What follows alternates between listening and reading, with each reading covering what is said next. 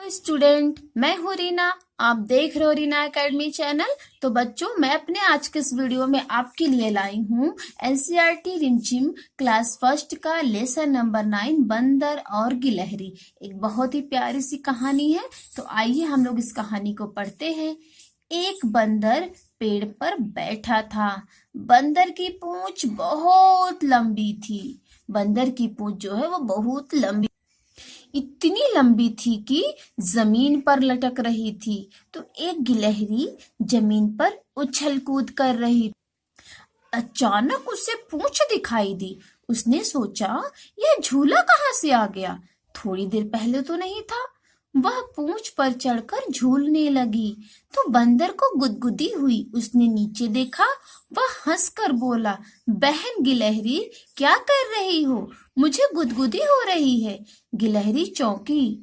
बंदर भैया, यह तुम हो? मैं तो तुम्हारी पूंछ को झूला समझकर झूल रही थी। बड़ा मजा आ रहा था। और गिलहरी हंसती हुई पेड़ की डाली पर चढ़ गई। तो बच्चों, कैसी लगी स्टोरी?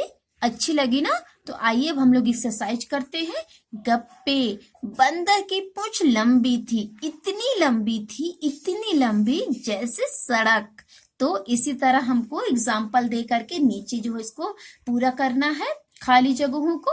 तो चूहे की मूंछ इतनी घनी थी, इतनी घनी थी, इतनी घनी थी जैसे बाल की चोटी। तो बच्चों, आप लोगों का जो बाल है लंबा लंबा, तो जब आप लोग उसकी मोटी सी चोटी बनाते हो तो उसी तरह जो है चूहे की मूंछ बहुत घनी थी। नेक्स्ट है, भालू इतना मोटा था, इतना मोटा था, इतना मोटा था जैसे हाथी। अब नेक्स्ट है बच्चों, ऊंट इतना ऊंचा था, इतना ऊंचा था, इतना ऊंचा था जैसे पहाड़।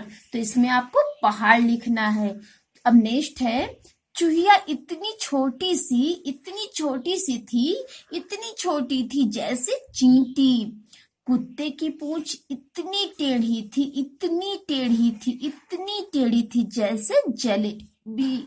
तो बच्चों, जलेबी टेढ़ी मेढ़ी होती है ना, तो वैसे ही कुत्ते की पूंछ।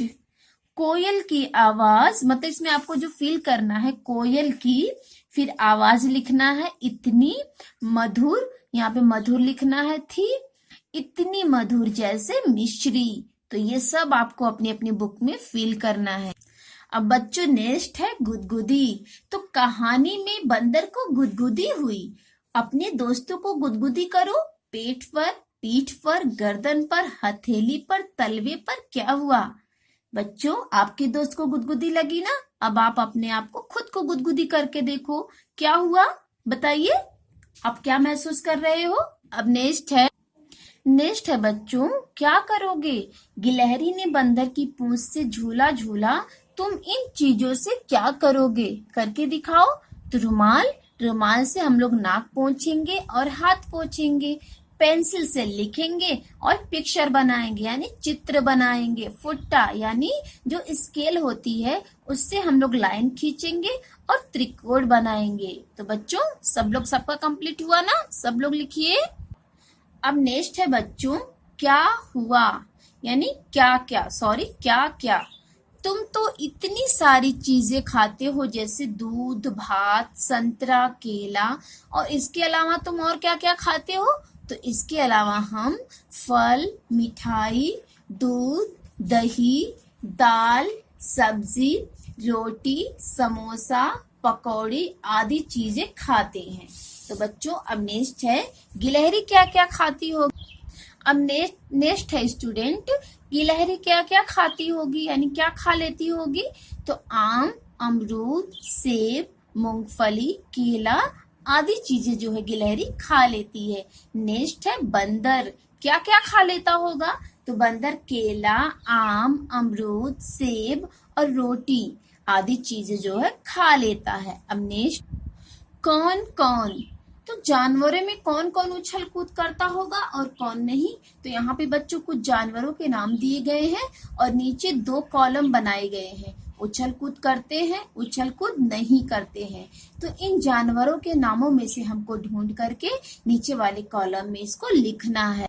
तो देखिए, सबसे पहले हम लिखेंगे उछल कूद करते हैं, तो गिलहरी, खरगोश, बिल्ली, चूहा, कुत्ता, ये सब जानवर जो है उछल कूद करते हैं। और उछल कूद नहीं करते हैं तो गाय, ऊंट, गधा और हाथी, ये सब उछल कूद नहीं करते हैं। तो बच्चों, हमारा ये वाला लेसन भी कंप्लीट हो गया। तो आपको मेरी वीडियो कैसी लगी? अगर अच्छी लगी तो लाइक और सब्सक्राइब जरूर करिए। अगर कोई भी कमी रह गई तो प्लीज आप कमेंट करके जरूर बताइए। Okay, thank you.